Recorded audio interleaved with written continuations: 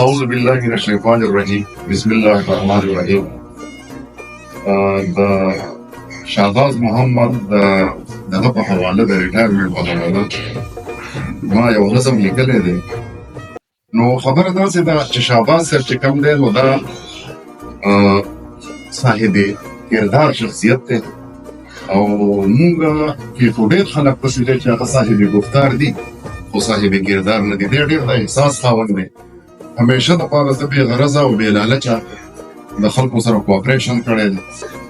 نو دا به خوشقسمته انسان دی چې دی زما د شاعرۍ چې کوم دی نو کردار جوړ شوی.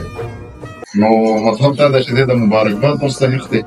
نو زه دته چې کوم دی نو یو نشان امتیاز ورکوم، مطلب د امتیاز ورکوم د دې نظم په صورت کې د شاعرانو چې کوم دی نو غټه دغه چې کوي که نه غټه پانګه او غټه اساسه هغه چې کوم دی دا شاعري. نو لکه دی زه په دې خپله شاعرۍ کې ما ژوندی ساتلی دی او الله تعالی د دې خال او آباد دی او خدای پاک دې سره زموږ چې کوم دی نو په ژوند کې هر ارمان پوره کړي. نو دا د ده په خدمت کې ډالۍ کوم.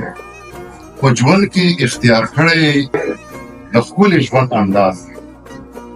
په ژوند کې اختیار کړی د ښکلي ژوند انداز دی، حقدار زموږ د زړونو د نشانې امتیاز دی. د زړونو په تخت ناست دا د تاڼې کلي شهباز دی. تاریخ کې د تدریس نوم په سرو زرو لیکلی، د هر چا خوشحالۍ کې په کولاو زړه خندېدلی، هر چا سره یې غم او درد په ښه شان شریک کړی. نامه یې هم شهباز ده او په خوی کې هم شهباز دی او د زړونو په تخت ناست دا د تاڼې کلي شهباز دی. نفرت سره همیش ما په نفرت باندې لیدلی دی، نفرت سره همیش ما په نفرت باندې لیدلی دی، ګواه د محبت یې هم کور دی او هم کلی دی. په هره ناروا دی په زړه کې دردېدلی دی، په هره ناروا دی په زړه کې دردېدلی دی، په زړه کې اوسېدلی دی، د هر یو زړه آواز دی، د زړونو په تخت ناست دا د تاڼې کلي شهباز دی. او تل به وي ژوندی دی شاعرۍ کې د غني سهار، تل به وي ژوندی دی شاعرۍ کې د غني سهار، تل به کړي په زړونو کې دی د سرو ګلونو کار.